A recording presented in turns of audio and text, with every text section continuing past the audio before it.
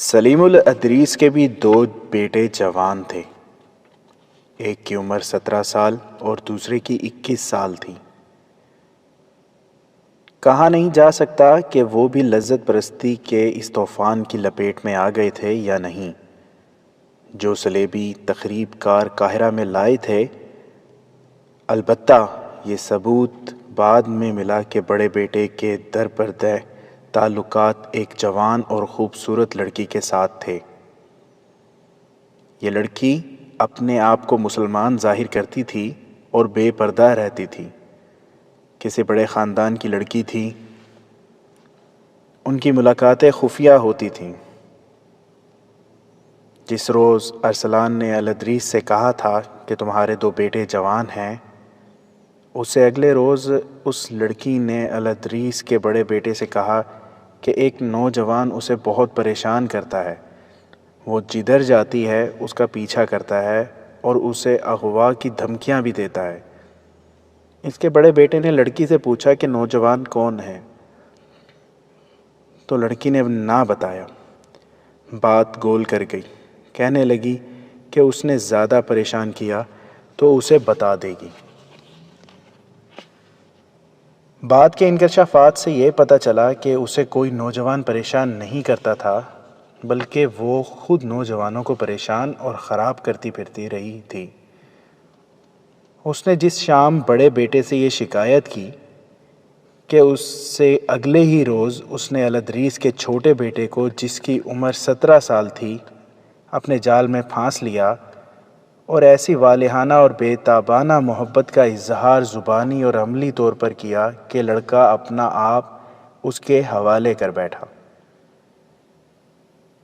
دو در پردہ ملاقاتوں کے بعد اس نے اسے بھی بتایا کہ ایک نوجوان اسے بہت پریشان کرتا ہے اور اسے اغوا کی دھمکیاں دیتا ہے۔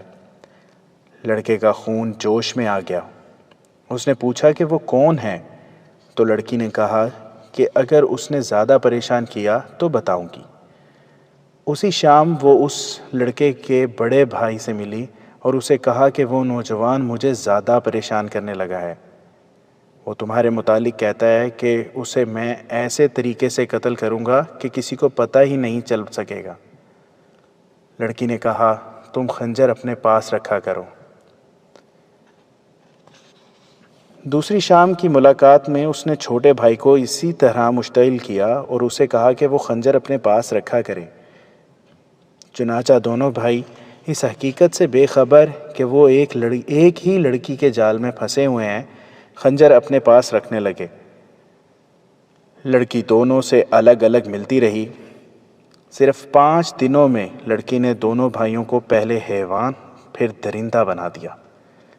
اس شام اس نے بڑے بھائی کو شہر سے ذرا باہر ایک اندھیری جگہ ملنے کو کہا۔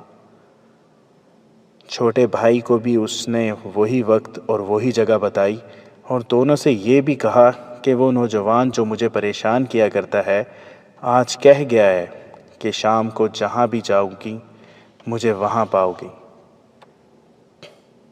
میں تمہارے چاہنے والے کو تمہارے سامنے قتل کروں گا، لڑکی نے کہا۔ میں نے اسے کہا ہے کہ اگر تم اتنے دلیر ہو تو شام کو اس جگہ آ جانا۔ اگر تم نے اسے قتل کر دیا تو میں تمہاری ہو جاؤں گی۔ دونوں بھائی خون ریز معرکہ لڑنے کے لیے تیار ہو گئے۔ شام کو بڑا بھائی خنجر لیے اس جگہ پہنچ گیا جو اس لڑکی نے بتائی تھی۔ اس نے ایسی استادی کا مظاہرہ کیا کہ جگہ اندھیری کا انتخاب کیا اور یہ بھی خیال رکھا کہ دونوں بھائی اس کے پہنچنے سے پہلے ہی اکٹھے ہو کر ایک دوسرے کو پہچان نہ لیں۔ وہ وہاں پہنچی تو بڑے بھائی کو وہاں موجود پایا۔ اسے بتایا کہ وہ نوجوان میرے پیچھے آ رہا ہے۔ بڑے بھائی نے خنجر نکال لیا اور فوراً ہی بعد چھوٹا بھائی آ گیا۔ لڑکی نے بڑے بھائی سے کہا کہ وہ آ گیا ہے، لیکن میں نہیں چاہتی کہ وہ خون خرابہ ہو۔ میں اسے کہتی ہوں کہ وہ چلا جائے۔ یہ کہہ کر وہ چھوٹے بھائی کے پاس گئی اور اسے کہا کہ وہ پہلے سے موجود ہے اور اس کے ہاتھ میں خنجر ہے۔ چھوٹے بھائی کی عقل پر جوانی کا تازہ خون سوار تھا۔ اس نے خنجر نکالا اور اندھیرے میں اپنے بھائی کی طرف دوڑا۔ بڑے بھائی نے حملہ آور کو اتنی تیزی سے آتے دیکھا تو وہ بھی تیزی سے آگے بڑھا۔ بھائیوں نے ایک دوسرے پر رقابت کے جوش میں بڑے گہرے وار کیے۔ وہ گر گر کر اٹھے اور ایک دوسرے کو لہو لہان کرتے رہے۔ لڑکی انہیں بھڑکاتی رہی۔ علی بن سفیان کے شعبے کے آدمی رات کو گشت پر رہتے تھے۔ اتفاق سے ایک گھڑ سوار گشت پر ادھر آ نکلا۔ لڑکی بھاگ اٹھی۔ گھڑ سوار نے اسے دور نہ جانے دیا اور پکڑ کر واپس لے گیا۔ وہاں دونوں بھائی زمین پر پڑے آخری سانسیں لے رہے تھے۔ لڑکی نے ان سے لا تعلقی کے اظہار کی بہت کوشش کی، لیکن اس آدمی نے اسے نہ چھوڑا۔ لڑکی کے دیے ہوئے لالچ کو بھی اس نے قبول نہ کیا۔ اس نے پکار پکار کر گشتی پہرہ داروں کو بلا لیا۔ اس وقت تک دونوں بھائی مر چکے تھے۔ لڑکی کو اسی وقت علی بن سفیان کے پاس لے گئے۔ لاشیں بھی لائی گئیں۔ روشنی میں دیکھا تو دونوں بھائی تھے۔ سلیم الادریس کو اطلاع دی گئی۔ تصور کیا جا سکتا ہے کہ اپنے جوان بیٹوں کی لاشیں دیکھ کر اس کا کیا حشر ہوا ہوگا۔ لڑکی نے الٹے سیدھے بیان دیے، مگر وہ اس سوال کا جواب دینے سے گریز کر رہی تھی کہ وہ کس کی بیٹی ہے اور کہاں رہتی ہے۔ الادریس بہت بری ذہنی حالت میں تھا۔ اس نے غصے سے کانپتی ہوئی آواز میں کہا، اسے شکنجے میں ڈالو علی، اس طرح یہ کچھ نہیں بتائے گی۔ بتانے کے لیے ہے ہی کیا؟ لڑکی نے بھی غصے میں کہا۔ بڑے بھائی کی لاش کی طرف اشارہ کر کے بولی، اس نے مجھے بلایا تھا، میں چلی گئی۔ اوپر سے چھوٹا بھائی آ گیا۔ دونوں نے خنجر نکال لیا اور لڑ پڑے۔ میں ڈر کے مارے بھاگ اٹھی اور ایک گھڑ سوار نے مجھے پکڑ لیا۔ میں اپنے باپ کا نام اس لیے نہیں بتاتی کہ اس کی بھی رسوائی ہوگی۔ علی بن سفیان کا دماغ حاضر تھا۔ اسے یاد آ گیا کہ ارسلان اور الادریس کی آپس میں ترش کلامی ہوئی تھی۔ ارسلان اس کے مشتہبوں کی فہرست میں تھا اور یہ بھی جانتا تھا کہ اس کے گھر کے اندر کیا ہو رہا ہے۔ اس نے الادریس کو آنکھ سے اشارہ کر کے کہا، یہ لڑکی کوئی بھی ہے، یہ قاتل نہیں۔ یہ دو جوانوں کو اکیلے قتل نہیں کر سکتی۔ اس نے سچ بات بتا دی ہے۔ میں اس کے خلاف کوئی کارروائی نہیں کر سکتا۔ اس نے لڑکی سے کہا، جاؤ تم آزاد ہو، آئندہ کسی کے ساتھ اتنی دور نہ جانا ورنہ قتل ہو جاؤ گی۔ لڑکی بڑی تیزی سے کمرے سے نکل گئی۔ علی بن سفیان نے اپنے دو مخبروں سے کہا کہ ان میں سے ایک لڑکی کا راستہ دیکھ کر دوسرے راستے سے ارسلان کے گھر کے بڑے دروازے سے ذرا دور چھپ جائے، اور دوسرا ایسے طریقے سے لڑکی کا تعاقب کرے کہ لڑکی کو پتہ نہ چلے، اور وہ جہاں بھی جائے فوراً اطلاع دی جائے۔ دونوں آدمی چلے گئے۔ لڑکی تیز تیز قدم اٹھاتی جا رہی تھی اور اس کا تعاقب ہو رہا تھا۔ علی بن سفیان کا شک ٹھیک ثابت ہوا۔ لڑکی ارسلان کے گھر چلی گئی۔ وہاں ایک آدمی موجود تھا۔ اس نے آ کر اطلاع دی کہ لڑکی اس گھر میں داخل ہوئی ہے۔ جب الادریس کو معلوم ہوا کہ لڑکی کا تعلق ارسلان کے گھر سے ہے تو اس نے علی بن سفیان کو بتایا کہ ارسلان نے اسے کہا تھا کہ تمہارے دو جوان بیٹے ہیں، مگر الادریس یہ اشارہ نہیں سمجھ سکا تھا۔ صاف ظاہر ہو گیا کہ یہ ارسلان کی کارستانی ہے۔ دونوں بھائیوں کو اس نے اس عجیب و غریب طریقے سے ایک دوسرے کے ہاتھوں قتل کرایا ہے۔ الادریس نے حاکم اعلیٰ کو اطلاع دی۔ پولیس کا سربراہ غیاث بلبیس بھی آ گیا۔ علی بن سفیان کو بھی خصوصی اختیارات حاصل تھے۔ انہوں نے فیصلہ کیا کہ ارسلان کے گھر چھاپا مار کر اسے گھر میں ہی نظر بند کر دیا جائے۔ اب میں سلیم الادریس کو بتاؤں گا کہ میں کیوں اتنی دلیری سے باتیں کرتا ہوں۔ ارسلان نے اس لڑکی کی کامیابی کی رویداد سن کر کہا، میں اسے بتاؤں گا کہ میں کیا کر سکتا ہوں۔ اس نے لڑکی کو شراب پیش کی اور دونوں کامیابی کا جشن منانے لگے۔ ان کا جشن ابھی ختم نہیں ہوا تھا کہ بغیر اطلاع کے کوئی اندر آ گیا۔ یہ الادریس تھا۔ اس نے ارسلان اور لڑکی کو نشے اور عریانی کی حالت میں دیکھا اور لڑکی کو پہچان لیا۔ ارسلان نے نشے کی حالت میں کہا، اپنے بیٹوں کو قتل کرا کے تم میرے ہاتھوں قتل ہونے آئے ہو۔ دربان کہاں ہے؟ یہ شخص میری جنت میں بغیر اجازت کیوں کر آ گیا ہے؟ تمہیں جہنم لے جانے کے لیے آیا ہوں، الادریس نے کہا۔ میں اپنے بیٹوں کا انتقام لینے نہیں آیا، تمہیں غداروں کے انجام تک پہنچانے آیا ہوں۔ اتنے میں شہر کا وہ حاکم اعلیٰ اندر آیا جس کے پاس امیر مصر کے اختیارات تھے۔ اس کے ساتھ غیاث البلبیس اور علی بن سفیان تھے۔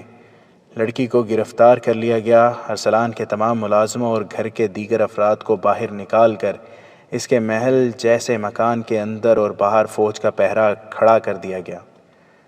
اس کے گھر میں ایک تہہ خانہ برآمد ہوا جو بہت ہی وسیع اور گہرا تھا۔ وہاں سے تیر کمانوں اور برچھیوں کے انبار نکلے۔ ایک ڈھیر خنجروں کا تھا، آتش گیر مادہ بھی تھا۔ ایک صندوق میں سے حشیش اور زہر برآمد ہوئے۔ ایک اور کمرے میں سے سونے کی اینٹیں اور اشرفیوں کی تھیلیاں برآمد ہوئیں۔ اس نے اپنی پرانی 2 بیویوں اور ان کے بچوں کو کہیں اور بھیج رکھا تھا۔ گھر میں 3 لڑکیاں تھیں، تینوں ایک سے ایک بڑھ کر خوبصورت تھیں اور تینوں غیر مسلم تھیں۔ رات ہی رات ملازموں کی چھان بین کر لی گئی۔ ان میں 3 صلیبیوں کے جاسوس نکلے۔ کیا تم خود بتاؤ گے کہ تمہارے عزائم کیا ہیں؟ حاکم اعلیٰ نے ارسلان سے پوچھا۔ یہ مال و دولت اور اسلحہ کی یہ انبار تمہیں سزائے موت دلانے کے لیے کافی ہیں۔ پھر سزائے موت دے دو، اس نے نشے کی حالت میں کہا۔ اگر مجھے جان ہی دینی ہے تو خاموشی سے کیوں نہ مر جاؤں۔ خدا کی نگاہ میں یہ بہت بڑی نیکی ہوگی کہ تم ہمیں اور اس کے نام لیواؤں کو خطرے سے آگاہ کر دو، حاکم اعلیٰ نے کہا۔ مجھے امید ہے کہ اس نیکی کے بدلے خدا تمہارے اتنے گناہ بخش دے گا۔ تم لوگ تو مجھے نہیں بخشو گے، ارسلان نے کہا۔ سلطان ایوبی اس سے بھی بڑے گناہ بخش دیا کرتا ہے، علی بن سفیان نے کہا۔ آپ کے بچنے کی صورت پیدا ہو سکتی ہے۔ آپ بتا دیں کہ یہاں کس قسم کی تخریب کاری ہو رہی ہے، کچھ اور لوگ گرفتار کرا دیں۔ وہ کمرے میں ٹہل رہا تھا، باقی لوگ ادھر ادھر بیٹھے تھے۔ الادریس نے اپنی خنجر نما تلوار کمر سے باندھ رکھی تھی۔ ارسلان خاموشی سے ٹہلتے ٹہلتے اس کے قریب گیا اور بڑی ہی تیزی سے اس کی میان سے تلوار نکال کر اپنے سینے اور پیٹ کے درمیان رکھی۔ پیشتر اس کے ہاتھ سے تلوار چھینی جاتی، اس نے دستے پر دونوں ہاتھ رکھ کر پوری طاقت سے تلوار اپنے پیٹ میں گھونپ لی۔ وہ اپنے بستر پر گرا۔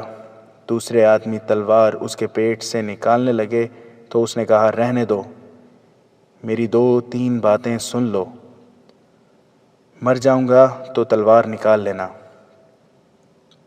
میں نے اپنے آپ کو سزا دے دی ہے۔ میں زندہ صلاح الدین ایوبی کے سامنے نہیں جانا چاہتا تھا کیونکہ وہ مجھے اپنا وفادار دوست سمجھتا تھا۔ میں تمہارے کسی سوال کا جواب نہیں دوں گا۔ تلوار اپنا کام کر چکی ہے۔ ہوش کرو، مصر سخت خطرے میں ہے۔ مصر میں جو فوج ہے وہ بغاوت کے لیے تیار ہے۔ فوجوں کی رسد کو میں نے ناپید کیا ہے۔ سپاہیوں کو کھانے کے لیے کچھ نہیں ملتا۔ صلیبی تخریب کاروں نے فوج میں یہ بات پھیلا دی ہے کہ محاذوں پر بکرے، اناج اور شراب جاری ہے اور وہاں کے سپاہیوں کو مال غنیمت سے مالا مال کر کے عیاشی کرائی جا رہی ہے۔ میرے گروہ میں اچھے عہدوں کے لوگ ہیں، میں کسی کا نام نہیں بتاؤں گا۔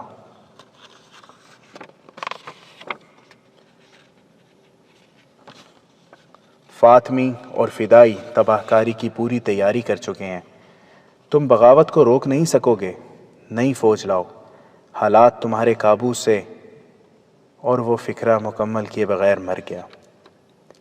اس کے گھر سے جو 3 لڑکیاں برآمد ہوئی تھیں وہ بھی اس کے فکرے کو مکمل نہ کر سکیں۔ انہوں نے اپنے متعلق بتا دیا کہ انہیں اخلاقی تخریب کاری اور مردوں کو پھانس کر استعمال کرنے کے لیے بھیجا گیا تھا۔ ارسلان کے گھر راتوں کو محفلیں جمائی جاتی تھیں جس میں فوج اور انتظامیہ کے افسر آیا کرتے تھے۔ ان کی خفیہ ملاقاتیں اور اجلاس ان لڑکیوں کے بغیر ہوتے تھے۔ لڑکیوں نے یہ تصدیق کر دی کہ مصر میں بغاوت کے لیے زمین ہموار کر دی گئی ہے۔ جس لڑکی نے دونوں بھائیوں کو ایک دوسرے کے ہاتھوں قتل کرا دیا تھا، اس نے قتل کی ساری کہانی سنا دی جو بیان کی گئی ہے۔ اس نے بتایا کہ وہ الادریس کے بڑے بیٹے کو پہلے ہی اپنے جال میں محبت کا جھانسا دے کر لے چکی تھی۔ اسے ارسلان اپنے باب الادریس کے خلاف استعمال کرنا چاہتا تھا، لیکن ارسلان نے منصوبہ بدل دیا اور لڑکی سے کہا کہ دونوں بھائیوں کو ایک دوسرے کے ہاتھوں قتل کرا دو۔ ایک ہی رات میں تقریباً 250 اونٹ مرکزی دفتر کے سامنے لائے گئے۔ ان پر غلہ اور خرد نوش کا دیگر سامان لدا ہوا تھا۔ یہ اونٹ 3-4 قافلوں کی صورت میں مختلف جگہوں سے پکڑے گئے تھے۔ اناج وغیرہ کو سرحد سے باہر جانے سے روکنے کے لیے گشتی پارٹیوں کا انتظام کیا گیا تھا۔ یہ ان کی پہلی کامیابی تھی۔ ان قافلوں کے ساتھ جو آدمی تھے، انہوں نے شہر کے چند ایک بیوپاریوں کے نام بتائے۔ ان بیوپاریوں نے تمام غلہ اور دیگر سامان زیر زمین کر لیا تھا۔ آدھی رات کے بعد وہ یہ سامان باہر کے اجنبی تاجروں کے ہاتھ بیچتے تھے۔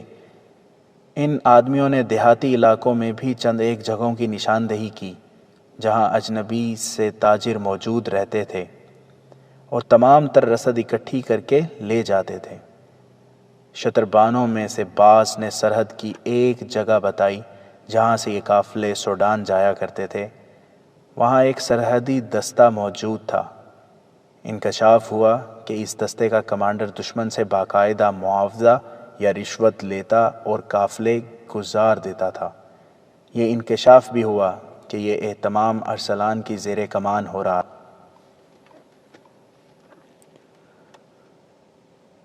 یہ ان سینکڑوں میں سے چند ایک واقعات ہیں جو سلطان ایوبی کی غیر حاضری میں مصر کو لپیٹ میں لیے ہوئے تھے۔ الادریس اور دیگر اعلیٰ حکام نے ارسلان کی غداری اور الادریس کے بیٹوں کی موت اور دیگر واقعات پر غور کرنے کے لیے اجلاس منعقد کیا۔ علی بن سفیان اور غیاث بلبیس نے یہ مشورہ پیش کیا کہ حالات اتنے بگڑ گئے ہیں کہ ان کے بس میں نہیں رہے۔ بیشتر اس کے کہ مصر میں بغاوت ہو جائے یا فاطمیوں کے اور فدائیوں کے ہاتھوں کوئی اعلیٰ شخصیت قتل ہو جائے۔ سلطان ایوبی کو مکمل حالات سے آگاہ کر دیا جائے اور انہیں مشورہ دیا جائے کہ ممکن ہو سکے تو وہ کرک کا محاصرہ اپنے نائبین کے سپرد کر کے قاہرہ آ جائیں۔ ایک قاصد کو تو پہلے ہی بھیج دیا گیا تھا مگر اسے تفصیلات نہیں بتائی گئی تھیں۔ اب سنگین وارداتیں ہو گئیں تو اجلاس میں فیصلہ ہوا کہ علی بن سفیان محاذ پر سلطان ایوبی کے پاس جائے۔ کرک کے محاصرے کو 2 مہینے گزر گئے تھے مگر کامیابی کی کوئی صورت نظر نہیں آتی تھی۔ صلیبیوں نے دفاع کے غیر معمولی انتظامات کر رکھے تھے۔ ایک انتظام یہ تھا کہ شہری سامان خرد نوش کا ذخیرہ کافی تھا۔ ایک جاسوس نے اندر سے تیر کے ساتھ پیغام باندھ کر باہر پھینکا تھا جس میں تحریر تھا کہ اندر خوراک کی کمی نہیں۔ مسلمان باشندوں پر اتنی سخت پابندیاں عائد کر دی گئی تھیں کہ ان کے گھروں کی دیواریں بھی ان کے خلاف مخبری اور جاسوسی کرتی تھیں، اس لیے اندر تخریب کاری ممکن نہیں ہو رہی تھی، ورنہ خوراک کا ذخیرہ تباہ کر دیا جاتا۔ شہر میں سلطان ایوبی کے جاسوسوں کی بھی کمی تھی۔ وہ کبھی کبھی رات کے وقت تیر کے ساتھ پیغام باندھ کر اور موقع محل دیکھ کر باہر کو تیر چلا دیتے تھے۔ فوجوں کے حکم تھا کہ ایسا تیر نظر آئے تو وہ اپنے کمانڈر تک پہنچا دیں۔ صلیبیوں نے محاصرہ توڑنے کی کوششیں ترک کر دی تھیں۔ وہ سلطان ایوبی کی طاقت زائل کرتے جا رہے تھے۔ سلطان ایوبی ان کی چال سمجھ گیا تھا۔ اس کے جواب میں اس نے بھی اپنا طریقہ بدل دیا تھا۔ صلیبیوں کی یہ کوشش ناکام ہو چکی تھی کہ انہوں نے باہر سے حملہ کیا تھا۔ سلطان ایوبی اس حملے کے لیے تیار تھا۔ اس نے نہایت اچھی چال سے اس فوج کو گھیرے میں لے لیا تھا۔ اس فوج کو گھیرے میں آئے 1.5 مہینہ گزر گیا تھا۔ گھیرے میں آئی ہوئی فوج گھیرا توڑنے کے لیے ہر طرف حملے کرتی تھی۔ سلطان ایوبی اس کا کوئی حملہ کامیاب نہیں ہونے دے رہا تھا۔ البتہ گھیرا کئی میلوں پر پھیل گیا تھا۔ وہ علاقہ سرسبز تھا، اس لیے سلیبیوں کو پانی اور جانوروں کو چارہ مل جاتا تھا۔ ان کے جانور مرتے تھے تو وہ اسے کھا لیتے تھے، مگر یہ کافی نہیں تھا۔ ہزاروں گھوڑوں اور اونٹوں کے لیے یہ چارہ کافی نہیں تھا۔ پانی کے لیے وہاں کوئی ندی یا دریا نہیں تھا۔ 3-4 چشمے تھے، جن میں سے 2-1.5 مہینے میں ہی خشک ہو گئے تھے۔ صلیبی سپاہیوں میں بددلی پیدا ہو گئی تھی۔ انہیں غذا بہت کم ملتی تھی اور پانی کے لیے بہت دور جانا پڑتا تھا۔ رات کو سلطان ایوبی کے چھاپا مار گروہ ان پر شب خون مارتے اور نقصان کرتے رہتے تھے۔ 1.5 ماہ میں یہ فوج آدھی رہ گئی تھی۔ ان کے جانوروں میں دم نہیں رہا تھا۔ صلیبی حکمران ریمانڈ، جو اس فوج کا کمانڈر تھا، سخت پریشانی کے عالم میں انتظار کر رہا تھا کہ صلیبی حملہ کر کے اسے سلطان ایوبی سے چھڑائیں گے، مگر اس کی مدد کو کوئی نہیں آ رہا تھا۔ سلطان ایوبی چاہتا تو چاروں طرف سے حملہ کر کے اس فوج کو شکست دے سکتا تھا، لیکن اس سے اپنا جانی نقصان بھی ہونا لازمی تھا اور جنگ کا پانسا پلٹ جانے کا خطرہ بھی تھا۔ سلطان ایوبی اپنی طاقت زائل نہیں کرنا چاہتا تھا۔ وہ صلیبیوں کو آہستہ آہستہ مار رہا تھا۔ اسے یہ نقصان ضرور ہو رہا تھا کہ اس کی فوج کا تیسرا حصہ اس صلیبی فوج کو گھیرے میں رکھنے میں الجھ گیا تھا۔ اسے وہ شہر کے محاصرے کی کامیابی کے لیے استعمال نہیں کر سکتا تھا۔ اس کے پاس ابھی ریز رو دستے موجود تھے۔ وہ سوچ رہا تھا کہ قلعہ توڑنے کے لیے وہ انہیں استعمال کرے۔ وہ اب محاصرے کو اور زیادہ طول دینا نہیں چاہتا تھا۔ اس دور میں محاصرے عموماً طویل ہوا کرتے تھے۔ ایک شہر کو 2 سال تک بھی محاصرے میں رکھا گیا ہے۔ 6-7 ماہ کا محاصرہ طویل نہیں سمجھا جاتا تھا، لیکن سلطان ایوبی محاصرے کو طول دینے کا قائل نہیں تھا۔ وہ ان حملہ آوروں میں سے بھی نہیں تھا جو کسی ملک کے دارالحکومت کا محاصرہ کر کے اندر والوں کو پیغام بھیجا کرتے تھے کہ اتنی مقدار زر و جواہرات کی، اتنے 1000 گھوڑے اور اتنی عورتیں باہر بھیج دو، ہم چلے جائیں گے۔ سلطان ایوبی عرب کی سرزمین سے صلیبیوں کو نکالنا چاہتا تھا۔ وہ کہا کرتا تھا کہ یہ سرزمین اسلام کا سرچشمہ ہے جو ساری دنیا کو سیراب کرے گا، اور وہ اپنی عمر کو بہت کم سمجھتا کرتا تھا۔ یہ الفاظ اس نے بار بار کہے تھے کہ میں یہ کام اپنی مختصر سی عمر میں پورا کر دینا چاہتا ہوں، ورنہ میں دیکھ رہا ہوں کہ مسلمان عمرہ اس مقدس خطے کو صلیبیوں کے ہاتھ بیچتے چلے جا رہے ہیں۔ ایک رات سلطان ایوبی اپنے خیمے میں گہری سوچ میں کھویا ہوا تھا۔ اس نے یہاں تک سوچا تھا کہ قلعے کے ارد گرد سے اتنی فراخ سرنگیں کھدوائی جائیں جن میں پیادہ سپاہی گزر سکیں۔ کچھ اور طریقے بھی اس کے ذہن میں آئے۔ وہ اب چند دنوں میں کرک پر قبضہ کر لینا چاہتا تھا۔ اس کیفیت میں علی بن سفیان اس کے خیمے میں داخل ہوا۔ اسے دیکھ کر سلطان ایوبی خوش نہیں ہوا، کیونکہ اسے اطلاع مل چکی تھی کہ مصر کے حالات خطرناک مرحلے میں داخل ہو چکے ہیں۔ چہرے پر تشویش کے آثار لیے سلطان ایوبی علی بن سفیان سے بغل گیر ہو کر ملا اور کہا، تم میرے لیے یقیناً کوئی خوشخبری نہیں لائے۔ بظاہر خیریت ہے، علی بن سفیان نے کہا، مگر خوشخبری والی بات بھی کوئی نہیں۔ اس نے مصر کے حالات اور واقعات سنانے شروع کر دیے۔ علی بن سفیان جیسا ذمہ دار حاکم سلطان ایوبی سے کچھ بھی نہیں چھپا سکتا تھا، نہ ہی وہ اسے خوش فہمیوں میں مبتلا کر سکتا تھا۔ حالات کا تقاضا یہ تھا کہ لگی لپٹی رکھے بغیر بات کی جائے۔ علی بن سفیان نے تقی الدین کی غلطیوں اور سلطان ایوبی کی بھی 1-2 غلطیوں کا کھل کر ذکر کیا۔ ارسلان کی غداری کا قصہ اور الادریس کے جوان بیٹوں کی موت کا حادثہ سن کر سلطان ایوبی کے آنسو نکل آئے۔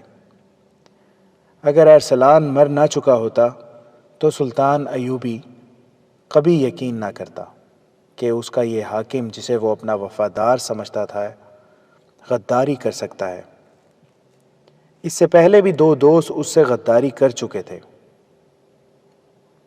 اگر ارسلان ذرا سی دیر اور زندہ رہتا تو باقی راز بھی بے نقاب کر دیتا۔ علی بن سفیان نے کہا، اس کے آخری فکرے سے جو موت نے پورا نہ ہونے دیا، صاف ثبوت ملتا ہے کہ مصر میں بغاوت ہونے ہی والی ہے۔ مصر میں ہماری جو فوج ہے اسے ذہنی لحاظ سے پست کر دیا گیا ہے۔ میری جاسوسی بتاتی ہے کہ کماندار تک غلط فہمی اور بے اطمینانی کا شکار ہو گئے ہیں۔ فوج کے لیے غلے اور گوشت کی قلت پیدا کر کے یہ بے بنیاد بات پھیلا دی گئی ہے کہ تمام تر رسد محاذوں پر بھیجی جا رہی ہے، اور یہ بھی کہ فوج کا مال حاکم بیچ کر کھا رہے ہیں۔ دشمن کی سازش پوری طرح کامیاب ہے۔ دشمن کی سازش اسی ملک میں کامیاب ہوتی ہے جہاں کے چند ایک افراد دشمن کا ساتھ دینے پر اتر آتے ہیں۔ سلطان ایوبی نے کہا، اگر ہمارے اپنے بھائی دشمن کا اعلی کار بن جائیں تو ہم دشمن کا کیا بگاڑ سکتے ہیں؟ میں جس طرح اللہ کے ان شیروں کے جذبے کے زور پر ان کی جانیں قربان کر کے صلیبیوں کو میدان جنگ میں ناکوں چنے چبوا رہا ہوں، اسی طرح میرے حاکم بھی پکے مسلمان ہوتے تو آج قبلہ اول آزاد ہوتا اور ہماری آذانیں یورپ کے کلیساؤں میں گونج رہی ہوتی، مگر میں مصر میں قید ہو کے رہ گیا ہوں۔ میرے جذبے اور میرا عزم زنجیروں میں جکڑے گئے ہیں۔ اس نے کچھ دیر کی گہری خاموشی اور سوچ کے بعد کہا، مجھے سب سے پہلے ان غداروں کو ختم کرنا ہوگا، ورنہ یہ قوم کو دیمک کی طرح کھاتے رہیں گے۔ میں یہ مشورہ لے کر آیا ہوں کہ اگر محاذ آپ کو اجازت دے تو مصر چلیے۔ علی بن سفیان نے کہا، میں حقائق سے چشم پوشی نہیں کر سکتا علی۔ سلطان ایوبی نے کہا، لیکن میں یہ ظاہر کیے بغیر بھی نہیں رہ سکتا کہ میرے ہاتھوں سے صلیبیوں کی گردن اور فلسطین چھڑانے والے میرے بھائی ہیں۔ علی بن سفیان، اگر میں نے غداروں کو اسلام کے دشمنوں کے ساتھ دوستی کرنے والے مسلمانوں کو ابھی ختم نہ کیا تو یہ کبھی ختم نہ ہوں گے، اور ہماری تاریخ کو یہ گروہ ہمیشہ شرمسار کرتا رہے گا۔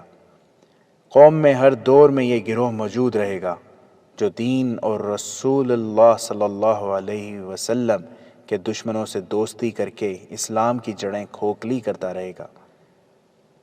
اس نے پوچھا، سوڈان کے محاذ کی کیا خبر ہے؟ میں نے تقی الدین کو پیغام بھیج دیا ہے کہ اس محاذ کو سمیٹنا شروع کر دو۔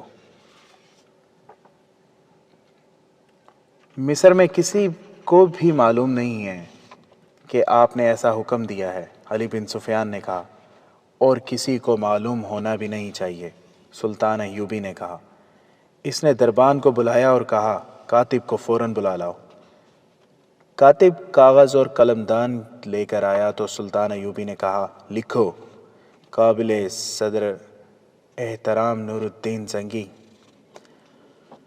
وہ قاصد بڑا ہی تیز رفتار تھا جس نے سلطان ایوبی کا پیغام اگلی رات کے آخری پہر بغداد میں نور الدین زنگی تک پہنچا دیا۔ سلطان ایوبی نے اسے کہا تھا کہ راستے میں ہر چوکی پر اسے تازہ دم گھوڑا مل جائے گا، لیکن وہ گھوڑا صرف تبدیل کرے، خود آرام اور کھانے کے لیے نہ رکے، کہیں بھی گھوڑا آہستہ نہ چلے۔ اگر رات کو نور الدین زنگی کے پاس پہنچے تو دربان سے کہہ دے کہ انہیں جگا دے۔ اگر زنگی خفگی کا اظہار کرے تو کہہ دینا کہ صلاح الدین ایوبی نے کہا ہے کہ ہم سب جاگ رہے ہیں۔ قاصد جب نور الدین زنگی کے دروازے پر پہنچا تو محاذ دستے نے اسے روک دیا اور کہا کہ پیغام صبح دیا جائے گا۔ قاصد نے گھوڑے تو کئی بدلے تھے مگر کہیں پانی کا ایک گھونٹ پینے کے لیے بھی نہیں رکا تھا۔ تھکن، بھوک، پیاس اور 2 راتوں کی بیداری سے وہ لاش بن گیا تھا۔ زبان پیاس سے اکڑ گئی تھی، وہ پاؤں پر کھڑا نہیں ہو سکتا تھا اور اس کے منہ سے بات نہیں نکلتی تھی۔ اس نے اشاروں میں بتایا کہ پیغام بہت ضروری ہے۔ نور الدین زنگی نے بھی سلطان ایوبی کی طرح اپنے خصوصی عملے، دربان اور اپنے باڈی گارڈز کے کمانڈرز کو کہہ رکھا تھا کہ کوئی ضروری بات یا پیغام ہو تو اس کی نیند اور آرام کی پرواہ نہ کی جائے۔ قاصد کی حالت دیکھ کر باڈی گارڈز نے اندر جا کر نور الدین زنگی کو خوابگاہ کا دروازہ کھٹکھٹایا۔ وہ باہر آ گیا اور پیغام اور قاصد کو ملاقات کے کمرے میں لے گیا۔ قاصد کمرے میں داخل ہوتے ہی گر پڑا۔ زنگی نے اپنے ملازموں کو بلایا اور قاصد کی دیکھ بھال کرنے کو کہا۔ اس نے پیغام پڑھنا شروع کیا۔ سلطان ایوبی نے لکھا تھا: آپ پر اللہ تعالیٰ کی رحمت ہو۔ میرا پیغام آپ کو خوش نہیں کرے گا۔ آپ کے لیے خوشی اور اطمینان کی بات صرف یہ ہے کہ میں نے حوصلہ نہیں چھوڑا۔ آپ کے ساتھ کیا ہوا عہد پورا کر رہا ہوں۔ آپ میرے پاس تشریف لائیں گے تو تمام حالات سناؤں گا۔ میں نے کرک کو محاصرے میں لے رکھا ہے، ابھی کامیابی نہیں ہوئی۔ اتنی کامیابی حاصل کر چکا ہوں کہ صلیبیوں کی ایک فوج نے شاہ ریمانڈ کی سرکردگی میں باہر سے مجھ پر حملہ کیا تھا۔ میں نے محفوظہ سے اسے گھیرے میں لے لیا ہے۔ اب تک اس کی آدھی فوج ختم کر چکا ہوں۔ بھوکے صلیبی اپنے گھوڑوں اور اونٹوں کو کھا رہے ہیں جو انہیں اتنی دور سے یہاں لائے تھے۔ میں اس کوشش میں ہوں کہ ریمنڈ کو زندہ پکڑ لوں، مگر کرک کا محاصرہ لمبا ہوتا جا رہا ہے۔ صلیبیوں کا دماغ اور طریقہ جنگ پہلے سے بہت بہتر ہے۔ میں محاصرے کو کامیاب کرنے کے طریقے سوچ رہا تھا اور مجھے امید تھی کہ میرے جانباز مجاہد قلعہ توڑ لیں گے۔ وہ جس جذبے سے لڑ رہے ہیں وہ آپ کو حیران کر دے گا، مگر سوڈان میں میرا بھائی تقی الدین ناکام ہو گیا ہے۔ اس کی غلطی کہ اس نے اجنبی صحرا میں جا کر فوج کو پھیلا دیا ہے۔ وہ مدد مانگ رہا ہے۔ میں نے اس محاذ سمیٹنے اور واپس آنے کو کہا ہے۔ مصر سے آئی ہوئی خبریں اچھی نہیں۔ غداروں اور ایمان فروشوں نے دشمن کا اعلی کار بن کر مصر میں بغاوت اور صلیبی یلغار کے لیے راستہ صاف کر دیا ہے۔ علی بن سفیان کو آپ اچھی طرح جانتے ہیں۔ وہ خود میرے پاس آیا ہے۔ میں اس کے مشورے کو نظر انداز نہیں کر سکتا کہ میں مصر چلا جاؤں۔ محترم، میں کرک کا محاصرہ اٹھا نہیں سکتا، ورنہ صلیبی کہیں گے کہ صلاح الدین پسپا بھی ہو سکتا ہے۔ دشمن کی گردن میرے ہاتھ میں ہے۔ آئیے اور یہ گردن آپ اپنے ہاتھ میں پکڑ لیں۔ اپنی فوج ساتھ لائیں۔ میں اپنی فوج مصر لے جاؤں گا، ورنہ مصر بغاوت کا شکار ہو جائے گا۔ امید ہے آپ میرے دوسرے پیغام کا انتظار نہیں کریں گے۔ نور الدین زنگی نے ایک لمحہ بھی انتظار نہ کیا۔ شب خوابی کے لباس میں ہی مصروف کار ہو گیا۔ فوجی حکام کو بلا لیا، انہیں احکام دیے، اور دن ابھی آدھا بھی نہیں گزرا تھا کہ اس کی فوج کرک کی سمت کوچ کر چکی تھی۔ زنگی وہ مرد مجاہد تھا جس کا نام سن کر صلیبی بدک جاتے تھے۔ اس کے سینے میں ایمان کی شمع روشن تھی۔ وہ فن حرب و ضرب کا ماہر تھا۔ اس نے راستے میں کم سے کم پڑاؤ کیے اور اتنی جلدی محاذ پر پہنچا کہ سلطان ایوبی حیران رہ گیا۔ اگر قاصد پہلے سے اسے اطلاع نہ دے دیتا کہ زنگی اپنی فوج کے ساتھ آ رہا ہے تو دور سے گرد کے بادل دیکھ کر سلطان صلاح الدین ایوبی سمجھتا کہ صلیبیوں کی فوج آ رہی ہے۔ سلطان ایوبی گھوڑا سرپٹ بھگاتا استقبال کے لیے گیا۔ نور الدین زنگی اسے دیکھ کر گھوڑے سے کود آیا۔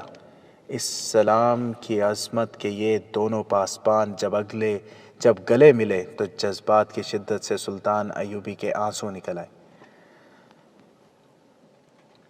سلطان ایوبی نے نور الدین زنگی کو تمام تر حالات اور غداروں کی ساری کارستانیاں سنائیں۔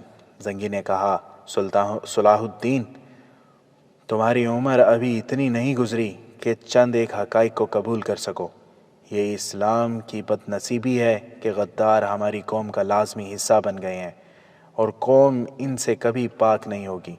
مجھے صاف نظر آ رہا ہے کہ ایک وقت آئے گا جب غدار قوم پر باقاعدہ حکومت کریں گے، دشمن کے خلاف باتیں کریں گے، بلند دعوے کریں گے، دشمن کو کچل دینے کے نعرے لگائیں گے، مگر قوم جان نہیں سکے گی کہ ان کے حکمران دراصل اس کے اور اس کے دین کے دشمن کے ساتھ درپدہ دوستی کر چکے ہیں۔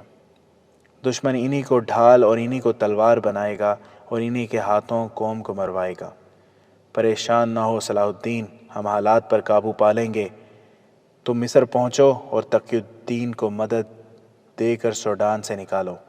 دائیں بائیں حملے کر کے دشمن کو الجھائے رکھو تاکہ تقی الدین کا کوئی دستہ کہیں گھیرے میں نہ آ جائے۔ مصر میں فوجوں کو یکجا کرو اور مصر میں جو فوج ہے اسے میرے پاس بھیج دو، میں اس کے دماغ سے بغاوت کا کیڑا نکال دوں گا۔ شام کے بعد زنگی نے اپنی فوج کو کرک کے محاصرے پر لگا دیا اور سلطان ایوبی کی فوج پیچھے ہٹائی۔ اسے فوراً قاہرہ کے لیے کوچ کا حکم دے دیا گیا۔ کچھ غلطی وہاں ہو گئی جہاں سلطان ایوبی نے ریمانڈ کی فوج کو گھیرے میں لے رکھا تھا۔ زنگی نے جب وہاں اپنے دستے اس ہدایت کے ساتھ بھیجے کہ سلطان ایوبی کی فوج کی بدلی کرنی ہے تو احکام اور ہدایت پر کسی غلط فہمی کی بنا پر عمل نہ ہو سکا۔ ریمانڈ نے اتفاق سے اس سمت حملہ کیا جہاں اسے توقع تھی کہ مسلمانوں کا دستہ کمزور ہے۔ اس نے وہاں کسی کو بھی حملہ روکنے کے لیے تیار نہ پایا۔ وہ اس طرف سے نکل گیا اور کچھ فوج بھی نکل گئی۔ صلیبیوں کی بچی کچی فوج پھنسی رہ گئی۔ جسے اگلے روز پتہ چلا کہ ان کا حکمران کمانڈر بھاگ گیا ہے تو اس نے بھی اندھا دھند بھاگنے کی کوشش کی۔ صلیبی اپنی جانیں بچانے کے لیے لڑے، کچھ مارے گئے اور بعض پکڑے گئے۔ نقصان یہ ہوا کہ ریمانڈ نکل گیا، فائدہ یہ ہوا کہ گھیرا کامیاب رہا اور نور الدین زنگی کی فوج کا یہ حصہ کرک کے محاصرے کو کامیاب کرنے کے لیے فارغ ہو گیا۔ سلطان ایوبی جب قاہرہ کو روانہ ہونے لگا تو حسرت بھری نظروں سے کرک کو دیکھا۔ اس نے زنگی سے کہا، تاریخ یہ تو نہیں کہے گی کہ صلاح الدین ایوبی پسپا ہو گیا تھا، میں نے محاصرہ اٹھایا تو نہیں؟ نہیں صلاح الدین، نور الدین زنگی نے اس کا گال تھپکا کر کہا، تم نے شکست نہیں کھائی، تم جذباتی ہو گئے ہو۔ جنگ جذبات سے نہیں لڑی جاتی۔ میں آؤں گا میرے فلسطین، سلطان ایوبی نے کرک کو دیکھتے ہوئے کہا، میں آؤں گا۔ اس نے گھوڑے کو ایڑ لگا دی، پھر پیچھے مڑ کر نہیں دیکھا۔ نور الدین زنگی اسے دیکھتا رہا۔ وہ جب اپنے گھوڑے سمیت دور جا کر گرد میں چھپ گیا تو زنگی نے اپنے ایک نائب سے کہا، اسلام کو ہر دور میں ایک صلاح الدین ایوبی کی ضرورت ہوگی۔